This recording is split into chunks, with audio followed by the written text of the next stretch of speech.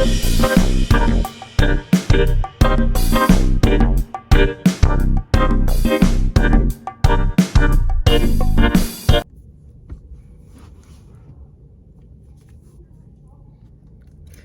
there, Bible scholars. Is that good? Let me see. Okay. Hey, Bible scholars. It is your mom of three and chilly today, NYC, and I am back with another video.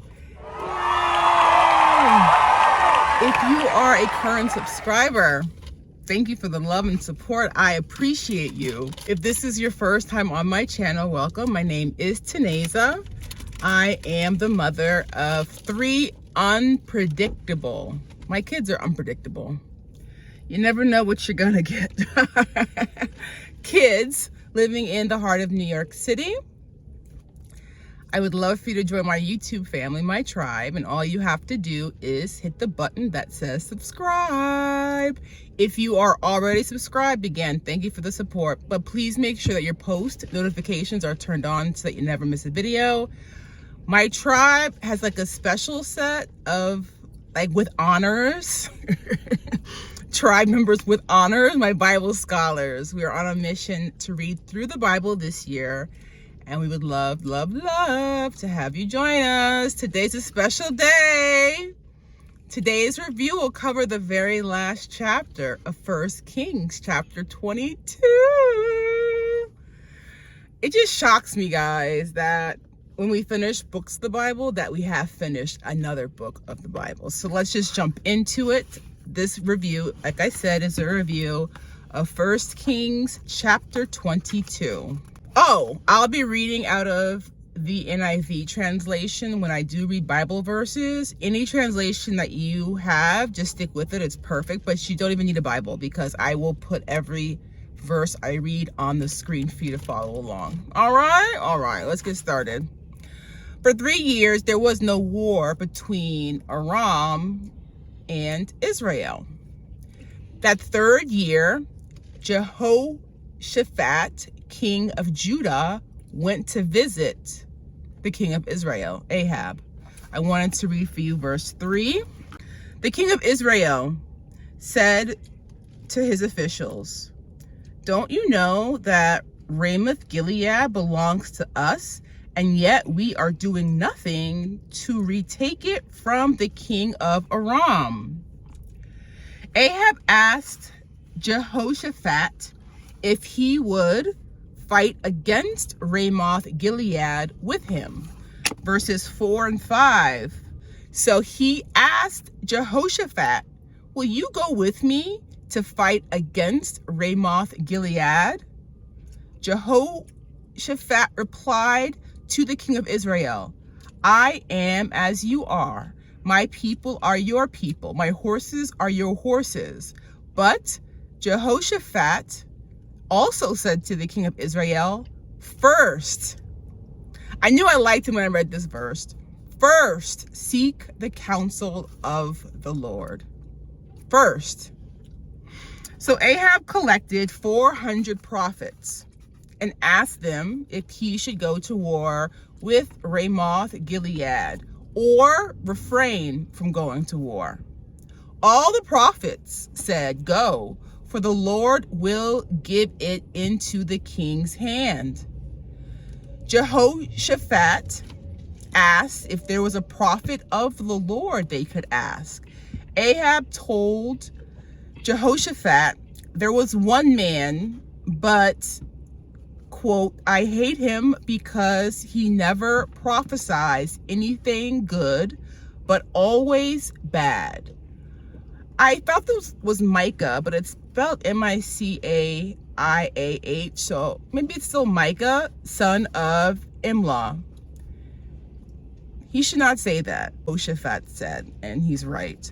But Ahab went and told his officials to bring Micah to him, who were dressed in their royal robes. Ahab and Jehoshaphat sitting on their thrones, while all the prophets prophesied they would be victorious if they battled Ramoth Gilead. Verses 13 and 14. The messenger who had gone to summon Micah said to him, "Look, as one man the other prophets are predicting success for the king. Let your word agree with theirs and speak favorably. So the messenger that went to go gather Micah was like, look, everyone has said the victory will be ours. I need for you to say the same thing. But Micah said in verse 14, as surely as the Lord lives, I can tell him only what the Lord tells me. Micah arrived to King Ahab, who asks him if he should go to war with Ramoth Gilead. Initially, does not tell the truth. He tells him that he will be victorious. Ahab asked Micah to swear to tell him nothing but the truth.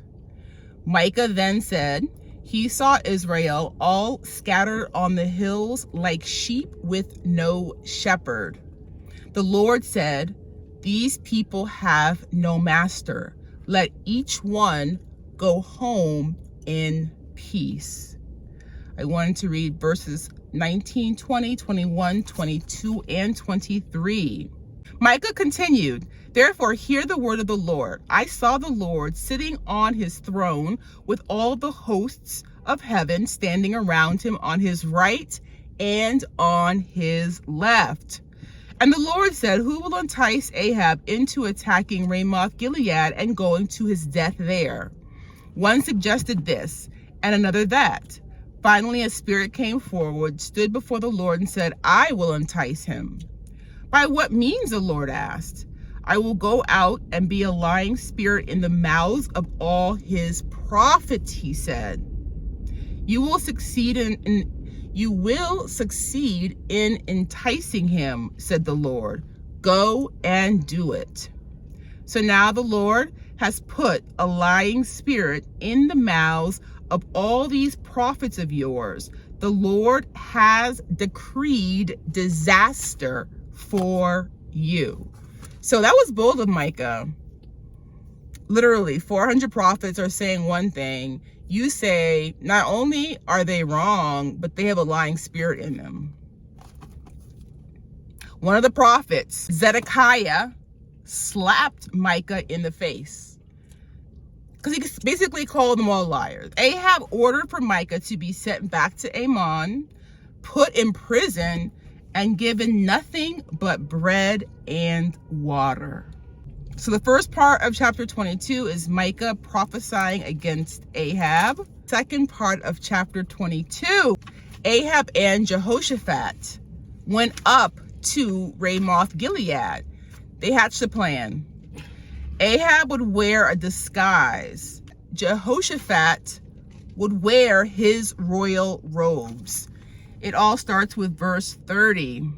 The king of Israel said to Jehoshaphat, I will enter the battle in disguise, but you wear your royal robe. So the king of Israel disguised himself and went into battle. Verse 31.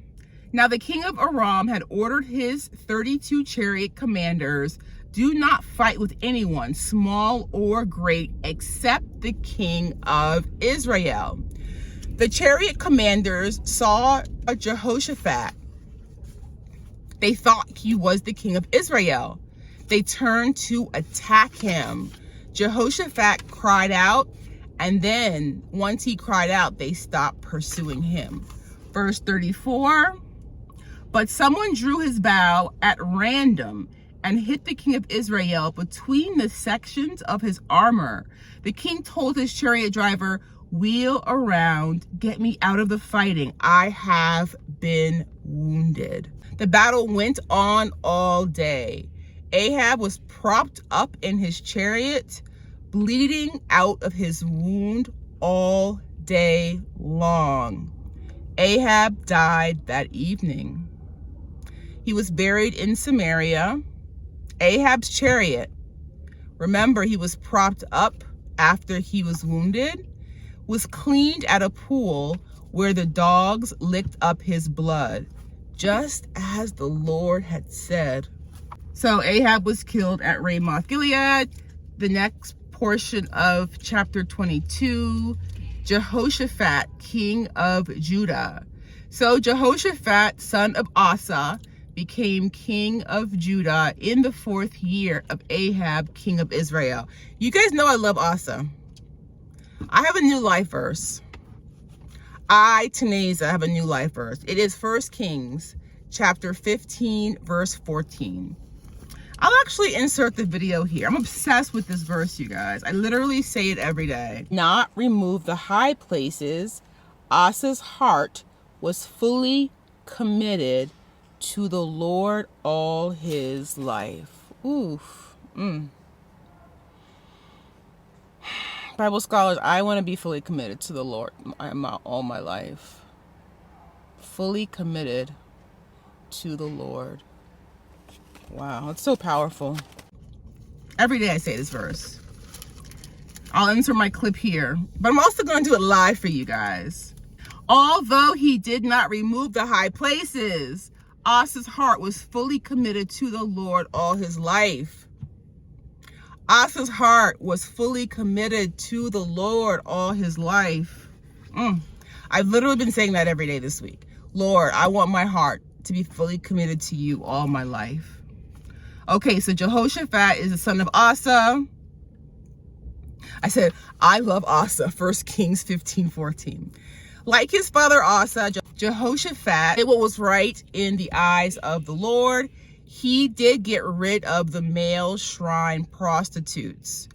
Ahab's son, Ahaziah, succeeded him as king of Israel in Samaria.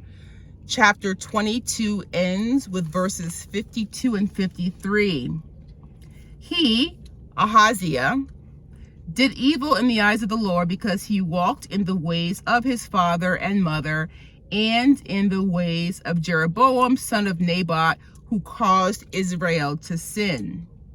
He served and worshipped Baal, a false god, and provoked the Lord, the God of Israel, to anger, just as his father had done. And I also want to reiterate, as parents, not only should we be doing the right thing for ourselves and our lives, but most importantly, it's because our kids are watching, and then our kids follow in footsteps, and you want those to be righteous footsteps. All right, if you're a new Bible scholar, it's our tradition here when we finish a book of the Bible to go through all the books. So here we go. Genesis, Exodus, Leviticus, Numbers, Deuteronomy, Joshua, Judges, Ruth, 1 Samuel, 2 Samuel, 1 Kings. And I Sarah, I'm not a good singer. I cannot sing. It's not even I'm a bad singer. I cannot sing. I still want to serenade you because it comes from the heart. Ready? I'm proud of you. I'm proud of you. I hope that you are proud of you. I'm proud of you. I'm proud of you. I hope that you are proud of you. Genesis, Exodus, Leviticus, Numbers, Deuteronomy, Joshua, Judges, Ruth, 1 Samuel, 2 Samuel. We have finished 1 Kings. Yay! Yay! So exciting, guys. So our next review, we will start the book of 2 Kings. As always, Bible scholars, this is a true pleasure, honestly, a true pleasure. Leave any questions, comments, or revelations right down below. Have an amazing, amazing rest of your weekend, and I will see you in our next review. Bye for now, Bible scholars.